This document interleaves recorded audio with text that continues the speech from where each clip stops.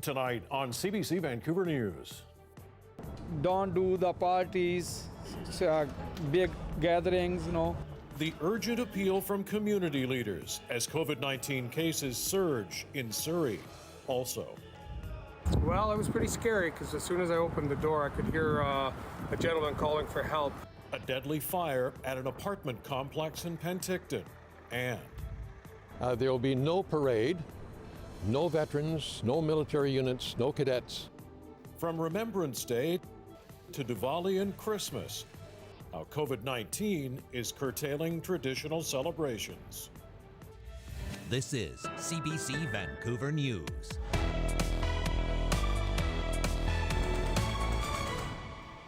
Good evening. It is a troubling trend. BC has now gone 7 days straight with at least 200 plus new cases of COVID-19. And again, the Fraser Health region is accounting for the bulk of today's 217 positive test results. More on the rising numbers in that area in just a moment. But first, a look at the state of the pandemic province-wide, which fortunately tonight includes no new deaths. However, hospitalizations jumped to 84. That's the highest since the second surge began. 27 people are in ICU. Active cases are slightly down from yesterday, but remain over 2,300. And the number of people under active public health monitoring is now at more than 5,100. Of today's 217 new cases, Fraser Health accounts for 67%. Of the more than 800 new COVID-19 cases reported for last weekend, a whopping 81% were in Fraser Health. Of course, that region includes the city of Surrey. And not surprisingly, health officials armed with tough new rules say they'll be focusing their enforcement efforts there. Briar Stewart now on the restrictions and the reaction. Every part of this Sikh temple has been overhauled to try and stop the spread of COVID-19. There are limits on how many can come in to pray at once. There's PPE and no more communal meals. We have to do the precaution. And the president of the temple has a plea for everyone in the community. Don't do the parties, big gatherings, So if we are safe, people safe. Since Friday, approximately 3/4 of all new COVID cases in BC are from the Fraser Health region. It's made up of several cities east of Vancouver, with Surrey being the largest one. Health officials say the surge of cases in the region has been linked to weddings, social gatherings, and work sites. And across the province, there are now new rules on the number of people allowed inside a home. The order restricts private gatherings to one household plus an additional 6 people. We have enabled enforcement, but my hope is that we will all pay attention, given what we are seeing. The city of Surrey is also launching its own educational campaign. We have to tighten up right now and follow the rules and make sure with the new ones that come in that we comply with it. Thank you. Have a good day. Because if the cases don't come down, some worry that the restrictions in place in March and April could return. We are worried because this could happen again. And at that time, what are we going to do? Shalita Mawani says her business, Nana's Kitchen, was cut dramatically in the spring. But the employees are all now back, producing 25,000 samosas a day. And I feel that we have to be more careful being out there with our masks on and more of social distancing and taking a lot of precautions. So the rate of transmission slows and there aren't further closures in communities. Briar Stewart, CBC News, Surrey. And with fall usually comes preparation for annual seasonal celebrations and events. But this year, everything from festivals to light shows to outdoor markets are in jeopardy because of COVID-19. The usual long list of events is getting shorter every day. As CBC Impact Team reporter Belle Puri tells us, organizers say pandemic protocols make the effort too expensive and restrictive. Lights at Lafarge is a huge annual event that celebrates winter from November through to late January. Attendance usually peaks in December with up to 10,000 people on a good night. This year, the lights and the lake will be dark. We could fence the whole thing off and have a single gate and point of entry, take contact tracing information, limits the number of people to ensure social distancing or physical distancing and all that. But that would be a very different kind of event. It's the latest in a string of events to pull the plug on festivities this year as BC struggles to beat the pandemic. The Vancouver Christmas market usually stretches across Jack Pool Plaza with more than 80 vendors. This winter, the plaza will be empty. Safety guidelines and directives around COVID-19 means many events have become impossible to organize safely when the message is to focus on small groups. I think we need to consider all of the celebrations that are coming up, whether it's Diwali or Hanukkah or Christmas, and look at how we can regroup and focus on our immediate family. The Indian lunar celebration of Diwali falls on November 14th this year. Downtown events in Vancouver and Surrey usually attract thousands of people. Instead, this weekend and next, there will be virtual gatherings. We're trying to keep our signature events intact. They have just been created by different artists who have practiced social distancing or wearing masks even while getting together for group performances. Remembrance Day services are also being cut back. There will be no parade, no veterans, no military units, no cadets. Some of the ceremonial aspects of it will be gone. Not everyone is cancelling. Some events are simply scaling back amid the protocols. The Greater Vancouver Zoo will light up its glow gardens next month, and the Capilano Suspension Bridge will turn on its canyon lights December 1st. Both places say capacity will be limited, and tickets to enter at a specified time will have to be bought in advance. And Van Dusen Garden says its Festival of Lights has been confirmed for now. What happens in the next few weeks is hard to say. Belle Puri, CBC News, Vancouver. More than a dozen BC wildfire staff deployed to California have contracted COVID-19 while in the United States. Despite strict safety protocols, it appears 3 of our firefighters battling wildfires likely spread the virus to 13 other colleagues. All are now under quarantine in 2 facilities in Richmond. None are seriously ill. The Canadians were helping to build a fire break on the massive North Complex wildfire when they started showing symptoms. Sick or not, all BC wildlife personnel are required to quarantine when they return from the U.S. Now, COVID-19 restrictions in our province apparently aren't sitting well with vandals in Kelowna. This is the message that was spray painted on the north and west walls of City Hall. It suggests pandemic safety protocols are too severe and that most people recover from the virus.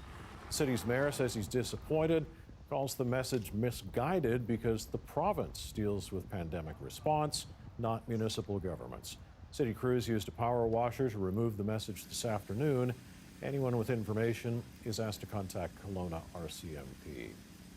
Well, getting a heads up on potential COVID exposure would be handy in all of this, right?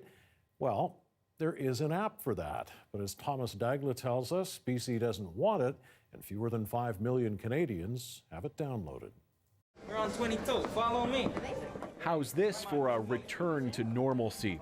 In London, they're lining up for a production of The Great Gatsby, complete with period costumes and QR codes, scanned for an alert in case of an outbreak. In British Columbia, they want something similar. There are some parameters that they've built into the federal app that we don't feel work. The app uses Bluetooth to exchange random codes with nearby phones. Canada's COVID Alert app notifies users of potential exposure, but doesn't say when or where the contact occurred. If we're going to add more features to the COVID Alert app, there cannot be any trade-off to our privacy. BC wants to alert users if they visited a place with potential transmission, and the province won't activate the app in the meantime. Oh, I got it months ago. I've just been waiting and waiting. Something is better than nothing, so it would be good to activate it if there's something that they can report using the app. I don't know why they would delay it just because they want something specific. Health Canada says it's considering compatibility with other devices, likely to make COVID Alert accessible to those without a smartphone. There's also a plan to make exposure notifications more precise. To give users a better sense of when and potentially where that notification occurred? Not for the where, but for the when, in the sense of being able to alert fewer people within the time window when folks might have been more infectious. Alberta had its own COVID app before the federal government did. Now it's trying to transfer users from one system to another. In the meantime, though, people in 2 provinces and all 3 territories can't use COVID Alert, leaving them with one fewer tool in this long fight. Thomas Dagg, CBC News, Toronto.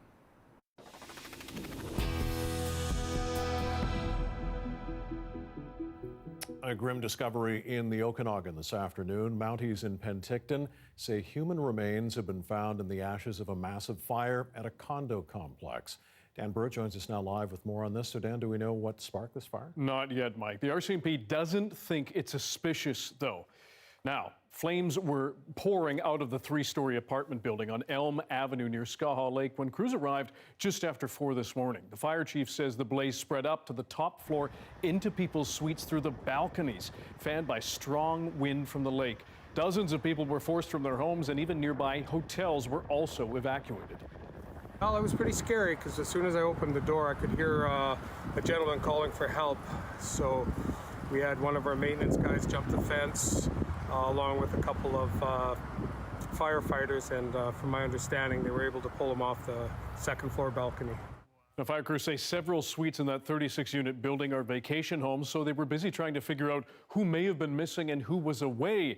Once the fire was out and an engineer said it was safe to go in, that's when crews found the bodies of 2 people. Now, as you said, the coroner is now investigating, and the Mounties say the fire does not appear suspicious. Police have been working to contact the victims' family members. Mike? Dan Burrett reporting live tonight. Thanks. 4 people have been arrested after Vancouver police seized dozens of items related to identity theft and fraud at a home in Yaletown. On October 21st, patrol officers with the assistance of the Vancouver Police Department Emergency Response Team executed a search warrant for a residence near Howe Street and Davie Street. Officers located evidence related to theft of mail from multiple buildings in Yaletown. At that residence that she was talking about, found fraudulent passports, driver's licenses, social insurance cards, and firearm licenses, all seized there, as well as imitation pellet and airsoft guns and counterfeit money. Charges related to identity theft, fraud, theft of mail, and possession of a firearm are being recommended to Crown Counsel. The federal government is spending more than $50 million in an effort to help quickly house Vancouver's most vulnerable. Mayor Kennedy Stewart says the money will provide affordable housing for those facing the dual health emergencies of COVID-19 and the opioid crisis. Hundreds of people are currently living in a tent city that has taken over East Vancouver's Strathcona Park. The federal funding is part of the previously announced $1 billion National Rapid Housing Initiative. It comes on the heels of City Council's approval of $30 million for emergency housing to support homeless people. Mayor Stewart says the province needs to now step up to provide wraparound social services to alleviate homelessness. NXIVM cult leader Keith Raniere has been sentenced to 120 years in prison. The 60-year-old was convicted of sex trafficking, extortion, and racketeering. NXIVM's followers included millionaires and Hollywood actors. Some were forced into sex slavery and branded with his initials. The sentence was handed down today at U.S. federal court in Brooklyn, New York. Prosecutors were seeking life in prison, while defense lawyers argued he should face 15 years behind bars. NXIVM charged thousands of dollars for invitation-only self-improvement courses at its headquarters near Albany, New York. There were also branches in Mexico and here in Canada. I really, though, was confident in the judge that he understood the case. It's a very complex case, very nuanced, and he really got the full picture, and he treated Keith as he needs to be treated. He needs to be spend the rest of his life in prison, 100%. Among other crimes, prosecutors say Raniere had a sexual relationship with a 15-year-old girl and confined another teenager to a room for nearly 2 years. Huawei CFO Meng Wanzhou was back in BC Supreme Court today for her extradition proceedings. Her lawyer arguing police failed to ensure her rights were respected. The lawyer says she ought to have been immediately arrested for extradition and advised of her right to a lawyer within minutes of stepping off a flight at YVR in 2018. Instead, the lawyer says RCMP let CBSA officers detain and question Meng alone for 3 hours. They're claiming both agencies denied Meng rights guaranteed under the charter. It came as Meng Wanzhou's lawyers grilled the constable in charge of the arrest, one of 10 officers expected to testify.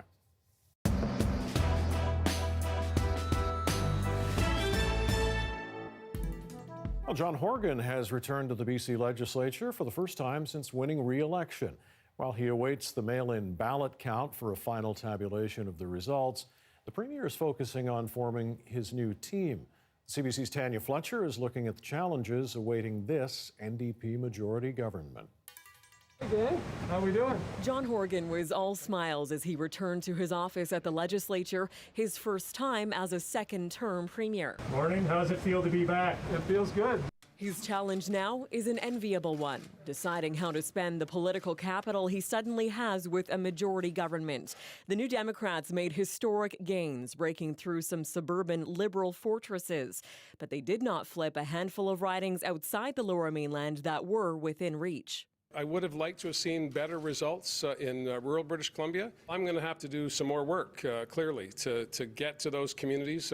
Having a majority government will allow me to get out of Victoria. One of his first priorities will be delivering on the NDP's marquee campaign promise of $1,000 for families, but when is still unclear. We'll have to see how long it takes to finalize the count, to then install a new government, and then get the legislature back in order. His first task will be naming a new cabinet, and with 7 former ministers retiring, it will look a lot different. Cabinet making is sometimes easier said than done. Political experts say Horgan will have to balance experienced MLAs with some new faces in the ministerial fold. This is a good opportunity to say, well, who did well, who's been, who needs a little bit of a bump up. Maybe it's not the person who is in their 20s or 30s who won, who's brand new to the party, but somebody who, they've kind of nurtured over the last 3.5 years and have a pretty good sense of the skill set that person brings. Some expect the 3 former MPs who won their ridings to be rewarded with portfolios, but Horgan only mentioned one name when asked about the turnover in his inner circle. My only regret is that Carol James will no longer be sitting beside me, and I'm very excited about some of the young faces that are going to bring new perspectives and new parts of British Columbia that will be at our table, some for the first time in decades. A tone of optimism, but there will be some big challenges awaiting them in office beyond the pandemic, namely Site C and Indigenous relations. You remember, back in the beginning of 2020, the speech from the throne was blocked by Wet'suwet'en protesters and their supporters. So those issues haven't gone away. They just did not play as much of a role in the campaign as COVID did. For a premier who suddenly found himself with more power, he's heading back to work facing greater responsibility than ever before. Tanya Fletcher, CBC News, Vancouver.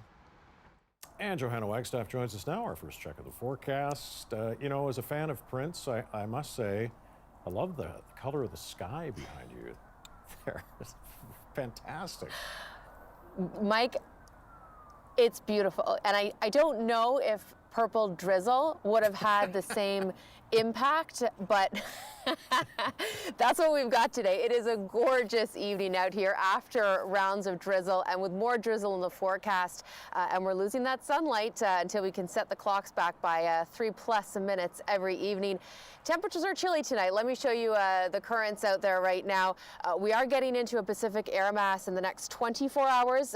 Surprisingly, this is about 3 or 4 degrees warmer than where we were yesterday, sitting at a 9 for YVR and double digits out towards Victoria. The main event is actually draped across Haida Gwaii and central coastal sections right now. That's where it's been raining for the past 24+ hours, and we're sort of in this flow just south of it. So getting this westerly flow, bringing those sort of rounds of drizzle in as we get some convergence with our mountains, but not the kind of rain we're seeing up towards the north. 250 millimeters by Thursday night, and with that comes the risk for flash flooding. We have flood warnings in place as well as some washouts, so I'll keep an eye on that story. We already have 50 millimeters on the ground.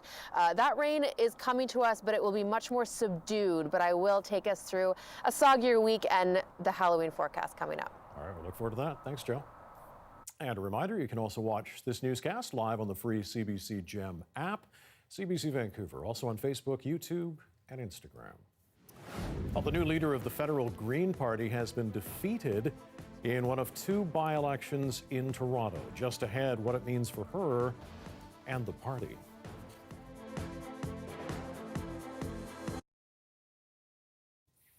And thanks for staying with us during our commercial-free live stream tonight. Well, for some of the most vulnerable members of our society, the ongoing COVID-19 crisis comes on top of an existing one, homelessness.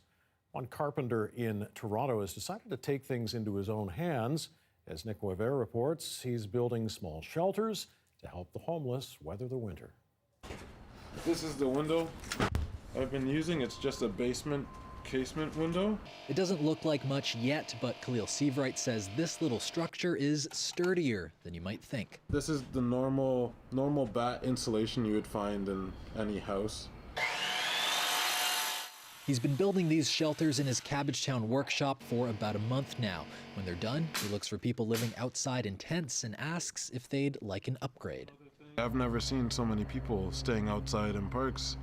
And it's like, this is something I could do to make sure whoever's staying outside in the winter would be able to do it, like, survive. He's delivered 2 so far.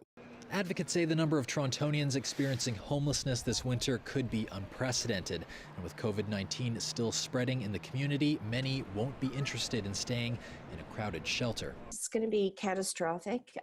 We have not yet seen the wave of evictions from people in unstable, unaffordable housing. But the city says unauthorized outdoor shelters are no solution to that problem. There are other risks that are significant, to people's lives, and those things include things such as fire and, other matters that endanger life.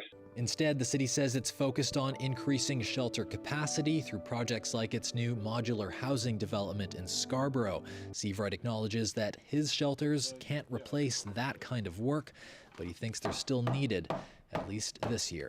This isn't a permanent solution. This is just like, make sure people don't die in the cold this winter somehow, at least some people. Nick Boisvert, CBC News, Toronto. Well, as an art form, tattoos don't appeal to everyone, but in Japan, they also come with a deeply rooted stigma of having links to organized crime. But that doesn't stop artists from trying to change that. Those with tattoos have been banned from spas, beaches, and some gyms. One of Japan's most renowned traditional artists is now herself tattooed from head to foot, including her scalp. Last year, a court ruling declared tattoos a decoration rather than a medical procedure, further easing the social taboo. Japan's artists are hoping some ink-covered Olympic athletes at next summer's games in Tokyo might further broaden the appeal of their work. Lots more still to come. We've got national and international news. Stay with us right here.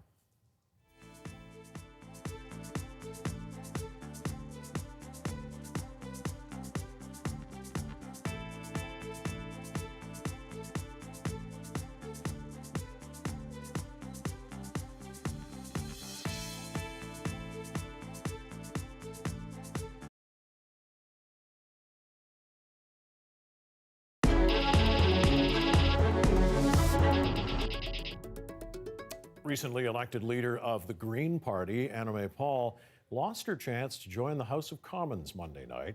Running in Toronto's centre, the old seat of former Finance Minister Bill Morneau, Paul finished second to the Liberal candidate. CBC's David Thurton has more on the Green Party leader and where she goes from here. Annamie Paul is catching her breath after running multiple races, an 8-month leadership bid, and then yesterday's by-election. It feels like a marathon, and a marathon where there's no end in sight. Her performance was good in the by-election, but not good enough. Up against a Liberal stronghold, she lost to Liberal candidate Marcy Ian, a well-known TV personality. But Paul says her win put the Liberals on notice. The fact that the Green Party and our campaign was able to come within 9 points of taking that riding with all of the constraints of running in a pandemic, that should tell them first that the Greens are here. It's been a campaign where the NDP has been accused of running a candidate against a party leader. Greens didn't run a candidate when NDP leader Jagmeet Singh ran in a by-election. No, I think the Green Party is to blame for the Green Party losing. It is not the NDP's job or any other party's job to elect the Green Party leader. It is the Green Party's job.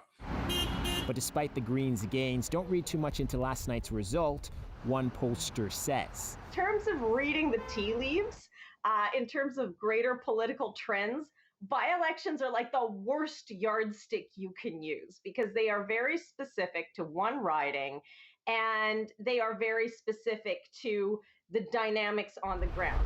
Instead of looking back, Krill says Greens need to look forward and consider where Paul will run next, possibly in former leader Elizabeth May's seat, if she steps aside.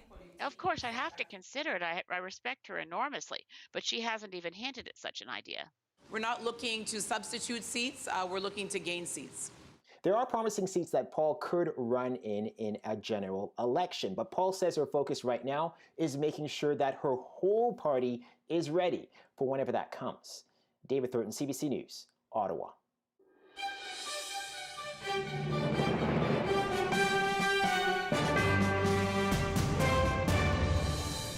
Well, the U.S. presidential election is now just a week away. As Ellen Morrow reports, Donald Trump and Joe Biden are on the campaign trail making their final pitch to voters.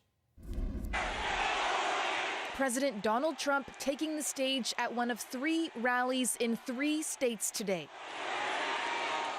The busy travel schedule, the crowds, and painting a rosy picture of the fight against COVID-19, all part of Trump's strategy to hold on to the White House. Normal life will fully resume, and that's what we want, right? We want normal life. Normal life. Take us back. Those comments despite a spike in cases across the U.S. Some daily case totals now higher than in the spring. No matter how you look at it, it's not good news. Trump today playing defense, targeting 3 states he won in 2016, Michigan, Wisconsin, and Nebraska. This election is a choice between a Trump super recovery or a Biden depression. Democratic rival Joe Biden is on offense in Georgia today, a state now in play. The last time Democrats won there, Bill Clinton's victory in 1992. I know this country. I know our people. And I know we can unite and heal this nation. We got 1 week, Orlando. Former President Barack Obama also on the trail today at a drive-in rally in Florida, holding nothing back against his successor. Tweeting at the TV doesn't fix things. Watching TV all day doesn't fix things. Making stuff up doesn't fix things. The final push from candidates comes as more than 62 million Americans have already voted. The rest of the week will see the candidates crisscrossing through battleground states. National polls and polls in some of those crucial swing states show Joe Biden with a consistent lead over President Trump. But polls were wrong in 2016. Ellen Morrow, CBC News, Washington. Pennsylvania is one of the key battleground states whose electoral votes could decide the outcome of next week's election. But as Stephen D'Souza tells us, many there are worried about whether their ballot will even be counted. Last year, in an effort to modernize its elections, Pennsylvania made mail-in ballots available to anyone. It was supposed to make voting quicker and more secure. Instead, it's led to confusion. I never received my ballot, so I really wanted to make sure my ballot counted. I sent away registered ballots for my mother, my 82-year-old, and my daughter. Nothing ever came back. We live in the same household. Yeah. I got my ballot, and he never got his. The pandemic led to a surge in demand for mail-in ballots. That was followed by a flood of lawsuits as Republicans and Democrats fought over everything from registration deadlines to signatures. Thank you. Add to that the president's attacks on the post office and the integrity of mail-in voting, and it's made for uncertain times for voters. So those who did get a ballot aren't taking any chances. I don't trust the mail to get there in time. I want to make sure it counted. There's a lot of controversy. I never had a problem with the mail, but there's just a lot of stuff going on. Here, even the envelope is a potential pitfall. Each ballot comes with 2 envelopes. The first, a secrecy envelope, then the return envelope. If voters don't use both, it's called a naked ballot. and it's rejected. Officials warn potentially hundreds of thousands of naked ballots could be tossed aside. This in a state decided by just 44,000 votes in 2016. It's a concern for Democrats especially, who make up the overwhelming majority of mail-in ballots. To see that voter not have their voice heard or their vote counted simply because of a technicality is really, really unfair. I am definitely concerned. State Republicans say they're just trying to protect the integrity and security of the election. Whether it be naked ballots, whether it be poll watchers during this early voting going on, all these add eyes to the process and add integrity to the process. Critics say all the hurdles only work to keep some voters at home. In a lot of these states, we're talking about blatant voter suppression, not just here in Pennsylvania, but across the country. Another big problem, some states count early ballots as they come in. Pennsylvania officials can't start counting until Election Day. Also, a court ruled that mail-in ballots can be accepted up to 3 days after Election Day. That means on November 3rd, only one thing is certain. There will not be full election results on November 3rd. That is one thing that's for sure. So, if the race is close, the country could be waiting days for Pennsylvania's final results. Election night, I don't think anybody's going to be sleeping. You're going to be up, biting their fingernails and praying. Praying that their votes matter. It could be the straw to break the camel's back. They know what's at stake, and they'll wait as long as it takes to see it through. Stephen D'Souza, CBC News, Philadelphia. A grim milestone today as Canada reaches 10,000 deaths from COVID-19. Just ahead, why that total might not truly reflect the actual number of people killed by the virus.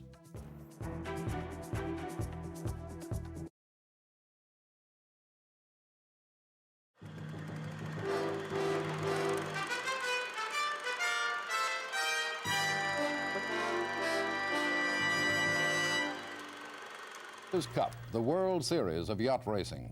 In 1983, an Australian boat snapped the 132-year winning streak held by the Americans. Canada made it to the semi-finals. Today, in Victoria, British Columbia, Canada unveiled a yacht that could challenge the Australians in 1986. Karen Webb was there. For 9 months, Canada One has been in dry dock in Victoria. The 12-meter yacht has been rebuilt from stem to stern, and most importantly, it's been refitted with a new keel, a winged keel, more than 20 tons of lead to make the boat faster and more stable. The winged keel is an Australian innovation. The crew of the Australia 2 used the new design to challenge and beat the United States for the first time ever in the 1983 race for the America's Cup. Canada One reached the semi-finals in that race. Today, the shrouds came off the mysterious new keel. It's a Canadian design, but it won't be the only new design at the next race. We're not going to see many straight keels, but they may not all be winged keels in the way that Australia 2's was. They may be quite different. People are experimenting with bulbs, with long wings, short wings. Canada One's backers need to raise another $4 million to go to Australia next year. They're hoping to sell Canadians on the idea Canada One is their boat. Governments are always complaining about people coming for handouts from them. We haven't done that, and we don't propose to do that. The official launch today was just the beginning of the long voyage to Perth and the next America's Cup. Trial runs will begin soon on the West Coast. The crew says they learned a lot from the first race. Rather than reinventing the wheel, which we seemed to do again and again last time, we're just going to sidestep all the problems and hopefully just, carry on an economical path to victory. Canada One will have to race against a newer sister boat to earn a berth in Perth. The Canada 2 is yet another design sponsored by the same people. As well, when the first trials start next October, there may be another Canadian challenger to the Australians, the True North. It's coming from the East Coast. Karen Webb, CBC News, Victoria. And that's the National for Saturday, October the 19th. Join us tomorrow for the new CBC News Sunday Report. That's at 10 o'clock, 10:30 in Newfoundland. For CBC News, I'm George McLean. Good night.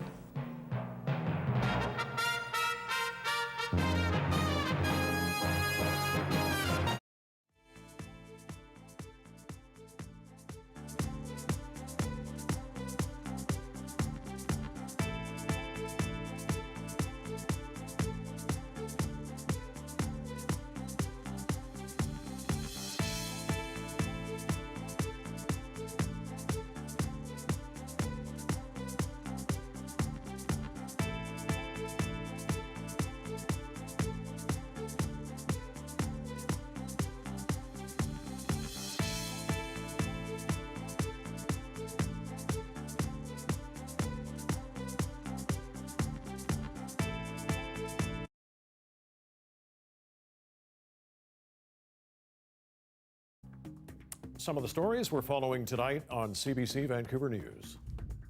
Got up at 4 o'clock this morning, banging on the doors. I looked out my room and I noticed that the top floor of this apartment building was all engulfed in flames. 2 people have been killed in an apartment fire in Penticton. It broke out early this morning and spread quickly. Firefighters found the remains of the victims after the fire was put out.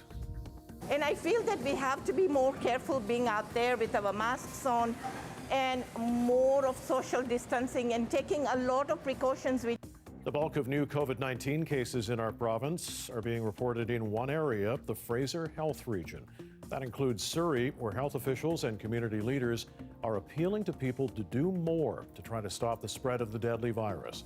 They say Surrey is an area where they will be enforcing new restrictions brought in yesterday by Dr. Bonnie Henry. And tonight, Dr. Henry is reporting 217 new cases of COVID-19 in our province, but no new deaths. There are 2,322 active cases, currently 84 people in hospital, the highest number since hospitalizations began increasing in August, 27 people in intensive care. And it is a grim milestone tonight. As of this evening, COVID-19 has killed more than 10,000 people in Canada. Karen Pauls looks at what those deaths reveal about the pandemic so far and whether the second wave will be different. Audrey DeCruz still can't believe her mother is gone. It was a nightmare to lose my mom. The victim of an outbreak at this Ontario long-term care home, Teresa DeCruz got COVID from a sick roommate. I feel like our elderly, not just my mom, but all the other people that were in that home, were treated like they're dispensable. We are learning more about the coronavirus responsible for the pandemic and its victims. 80 to 90% of the 10,000 deaths came in the first wave. More than 70% have been people over 80 years, mostly in long-term care. More than 90% of the deaths were in Ontario and Quebec. In this second wave, more young people are getting sick, but most of the victims remain people over 70 years. The death rates now in the second wave or the rebound peak are overall lower, and there's fewer of them occurring in the long-term care homes because more precautions are being taken. For example, we're doing a better job of reducing transmission into nursing homes from staff. And thanks to improved contact tracing and testing, we see more of the virus than before. But what we see is sobering: record-breaking case numbers, rising deaths. He came from work and he just talked with his roommate that he's not feeling well. Andrew Ring's cousin worked at a poultry plant in Manitoba. 42-year-old Gabriel Deng sent money to his family in South Sudan. I'm going to miss him. Describing the pandemic as a horrific national tragedy, the Prime Minister had this warning. We need to know that there are more tragedies to come. Experts say preventing deaths depends on how well we protect the most vulnerable. And we'll see that in the coming weeks and months in the number of cases presenting to hospital.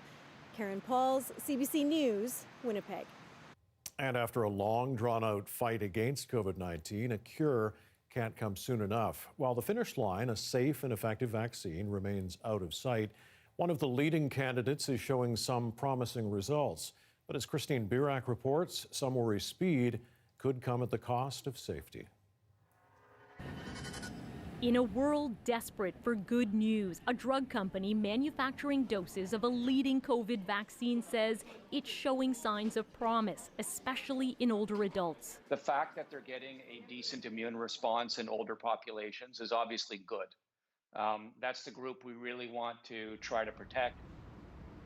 Tens of thousands worldwide have been injected with the Oxford University vaccine or a placebo as part of their phase 3 clinical trial. Citing early results, drug maker AstraZeneca is suggesting the vaccine is prompting the immune system to attack this coronavirus, and with fewer adverse reactions than expected. We're obviously a long way away, though, from knowing exactly how well it works and what the side effect profile is and how long-lasting the immunity is. All that stuff is going to have to come out later. But AstraZeneca's approach seems to differ from another leading vaccine maker. Moderna is saying with 2 months of trial data demonstrating safety and efficacy, it plans to file for emergency use authorization for its vaccine as early as late November, early December. Health policy experts say the move would end Moderna's clinical trial. Ultimately, that could lead us down the wrong path. On the other hand, if we wait too long, people are going to suffer. Each of the trials reports into... A recent U.S. Food and Drug Administration meeting expressed concern around emergency use of experimental vaccines, noting if trials stop, no one will be able to compare results or find out which works best in specific populations. Some of the vaccine makers, particularly the smaller ones, are interested in getting out into the market as quickly as possible because it basically solidifies their financial status. Every vaccine maker wants to be the first. The fear is if one company is allowed to stop its trial early, others will follow suit. Christine Burak, CBC News, Toronto. The calls to fight systemic racism cut across society, and that includes the business world. Still to come, have black entrepreneurs in our country seen any change? 19 minutes in front of 7 o'clock on this Tuesday evening, a mainly soggy day on the south coast. Will it be like this for the rest of the week? Johanna's forecast is next.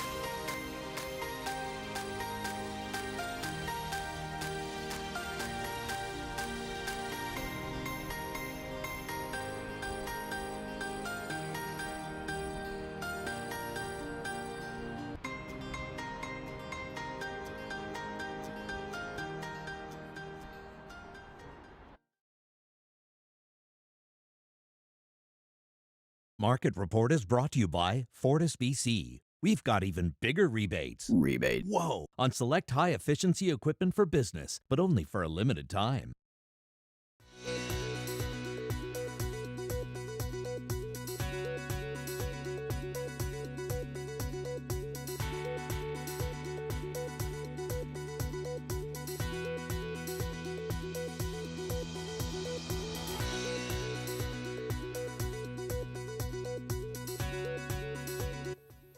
When George Floyd died at the hands of Minneapolis police back in May, the calls to fight systemic racism cut across society, and that included the business world. Now, with Canadian Black Business Week underway, a question is being raised. Have Black entrepreneurs seen any changes in the past 5 months? Jacqueline Hansen reports. Less than 2 months after she sold her first candles, Rachel Lee Ricards got a shout out from Elle magazine, then BuzzFeed, and Today's Parent. I do attribute that a lot to the Black Lives Matter movement. With that, it expanded my demographic. People that would not have found me on social media found me. She says it's a difficult position to be in, watching demonstrations over the deaths of Black men and women, then feeling the spotlight suddenly shine on businesses like hers. The world has seen us, unfortunately, due to something horrific. It's given us opportunities that we never would have had. Many Canadian companies promise to do more to support Black Canadians, and there are signs some are taking steps to follow through. I describe the time that we're in now as a post-George Floyd moment. The president of the Canadian Black Chamber of Commerce says more businesses are seeking her help. We've received more interaction and more contact with corporate Canada than before. So now I feel that people are deliberately being intentional with where they are going to find employees or where they're going to find companies to partner and to support.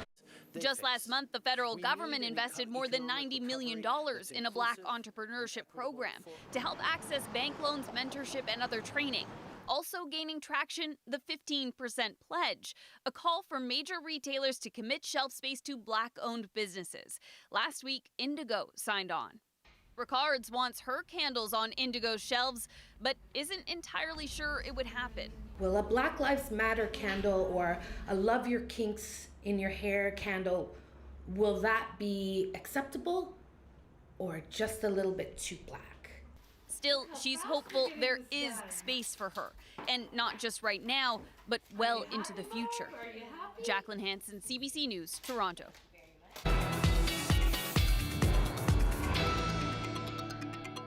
Our priority right now is getting people evacuated and out of the path of the fire. 2 fast-moving wildfires in Southern California have forced nearly 100,000 people from their homes. Large swaths of Orange County remain under evacuation order as strong winds fuel the flames, which have burned through more than 110 square kilometers in just a matter of days.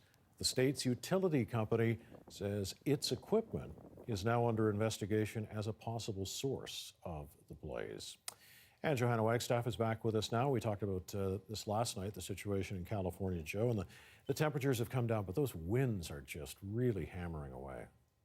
Mike, unbelievable. They were gusting to over 100 kilometers per hour for almost 24 hours. I do have an update tonight on the situation. In fact, if I can take you to the latest watches and warnings, just as we were speaking, the last of the red flag warnings for the Orange County area have ended. So they were up in pink. They've just been dropped off. My boards automatically pick that up. That is some good news tonight as winds finally drop down, those Santa Ana winds easing for a moment. Relative humidity still in the low single digits. We're still looking at poor air quality between LA and San Francisco. But again, those Santa Ana winds easing for a moment. Just incredible how fast they spread those fires. No rain in the forecast, I'm afraid. It has been a very dry September and October. So we will probably still be talking fires for some days to come. Both of those fires just 5% and 0% contained. So we'll keep you updated. We're getting that rain up north. This is the kind of atmospheric river California was hoping for through October. That atmospheric river pointed at central coastal sections. You can see as I take you through the next 24 hours, some good bullseyes between Port Hardy and Terrace Stewart and Prince Rupert, all under the rainfall warning tonight. As this system sinks south, though, over the next 24 hours, catching some flurries for places like Kamloops and Cranbrook. And then the system will sort of spin and we'll get those flurries pushing back into Prince George for Thursday, following in some light snow for the central interior. That's when we'll get some rain. So we sort of deal with that system draped to our north, and then it sort of spins back around us. So we're not seeing the heaviest of the rain, but drizzle tomorrow and rounds of showers for Thursday. Temperatures are quite mild again, and in fact, getting an extra push of Pacific air as we head into Thursday. So I think Thursday will be the warmest day this week for southern BC, catching some mid-teen temperatures for Kelowna, and I even think Abbotsford and Chilliwack. We should hit temperatures close to 14, 15 degrees. I've pushed it on the upper limits for my forecast. I think we'll hit the 13, 14 on Thursday. We'll really notice those overnight lows come up, though, for Wednesday and Thursday night. They have been chilly, and that's really made for some cold mornings. So keeping that drizzle in for the next 24 hours. And then Thursday, more like on and off rounds of showers. It'll be one of those days where in between the cloud bands, we could actually see some sunshine. Speaking of sunshine, look at Friday, clearing out nicely behind that front. A little high pressure system builds in just in time for the weekend. Saturday and Sunday both look pretty good, and that goes for Saturday. All important Saturday evening forecast, no matter how you are trying to make it work. It's going to be chilly, but clear, and a very low chance of precipitation at this point. Just looking at the long range model, this is a look at the upper air pattern. So the colder air mass in blue, and that has retreated, as you can see. We get a little bit of a push as we head into the end of the week, and then moderating out for Saturday and Sunday, temperatures coming back down to seasonal for early next week. So just a brief visit by the Arctic air. We're warm again over the next couple of days, and then seasonal for the weekend. But Mike, somebody asked me if both Paddington Bear and Paper Bag Princess costumes were on the table. They are. Well, that's good to know. Thanks for confirming. All right, Joe, thank you. You're welcome. Well, it was the block party that eventually got blocked itself. We're going to hear from organizers of the West End's biggest pandemic dance party next.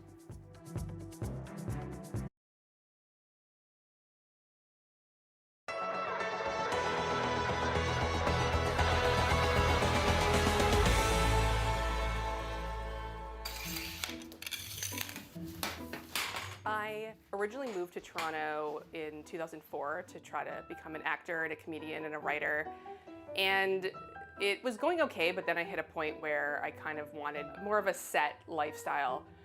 So I decided to go back to school and become a makeup artist. We're gonna do a half face skull. So you can do the other side of your face regular makeup, the other side will be a creepy skull. A couple years after graduating, I was asked to teach at Sheridan College, which is where I graduated. The smartest thing to do when you start is to trace it out first. And they moved all their classes online, which at first I was a little, I guess, tentative because it's really hands-on. You learn by, and you have to learn on other people. So that already kind of looks like a skull, and I haven't even painted anything yet. If you want to do something cooler, you could use a purple paint, a pink paint. If you want to do kind of like a neon zombie skeleton, I'm just going to go the traditional route with some white. Being able to film tutorials and help them out that way so they can get the real step-by-step was kind of a challenge at first, but now it's really fun, and I find it's almost, they're probably getting a better education now that they can pause and go back and rewatch it instead of just watching me do it in class. If you use paint that's too watery, you are going to get paint in your eye, and it's not going to feel good. I worked on a feature film, but most of it was over Zoom. It was a really kind of interesting project because they really wanted to make it COVID friendly, and I only had to go in twice to help with major special effects that I couldn't teach the actors how to apply themselves. So most of it was me teaching the actors over Zoom, texting to be like, they need to touch up. So I hope it doesn't stay that way, but at least there's that option, which is nice.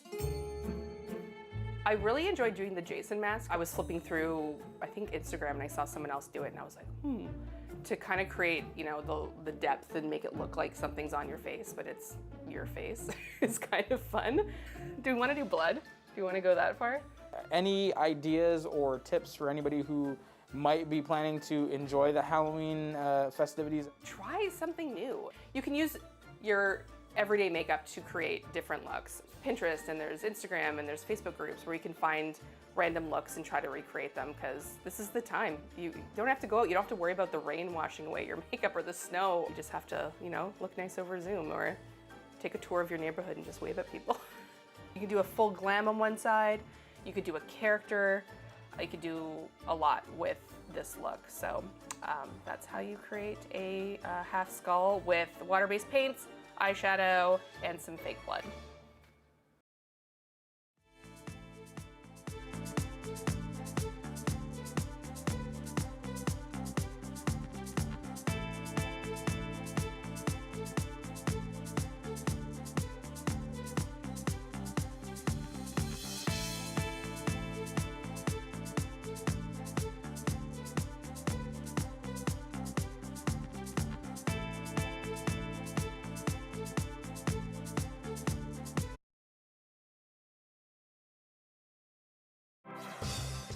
Hi, I'm Amy Bell. Here's what's in your CBC Vancouver Inbox. Stream your favorite CBC dramas or comedies 24/7 on demand on the CBC Gem app. Plus, you can live stream CBC Vancouver News. Check it out at gem.cbc.ca. And never miss a special programming series or contest. Subscribe to CBC Vancouver's e-newsletter at cbc.ca/Vancouver Inbox and keep connected with us.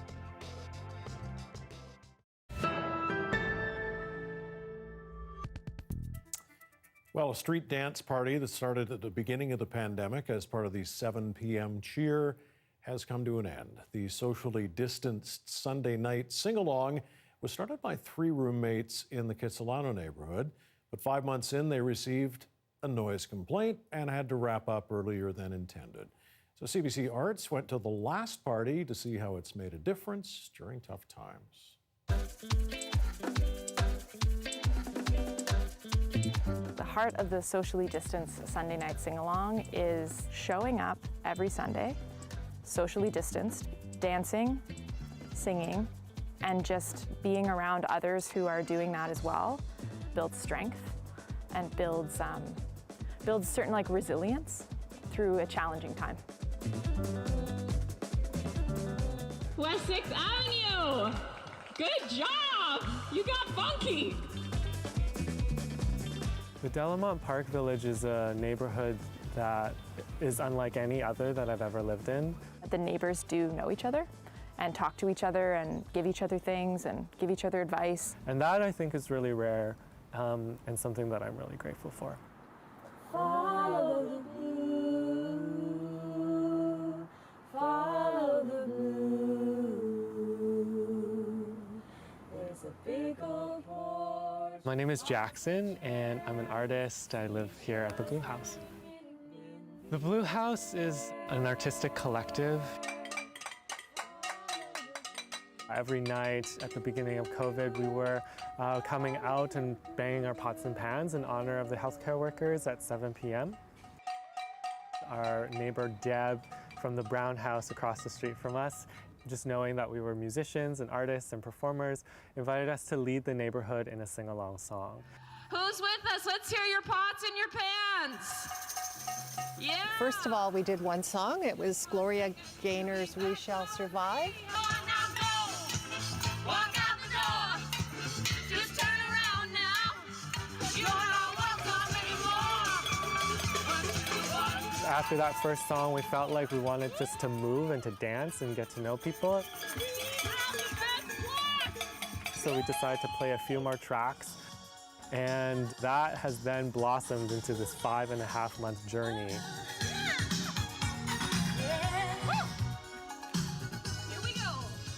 We wouldn't have done it for this long if it wasn't something that was being fed back to us, was really benefiting people. For instance, like the elders or the seniors that join us, for them, this was a really important space. Like they looked forward to it every week.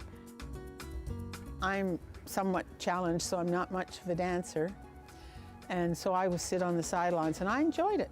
You know, I just thought it was fabulous and I could see the difference in people week by week. I felt the difference in myself.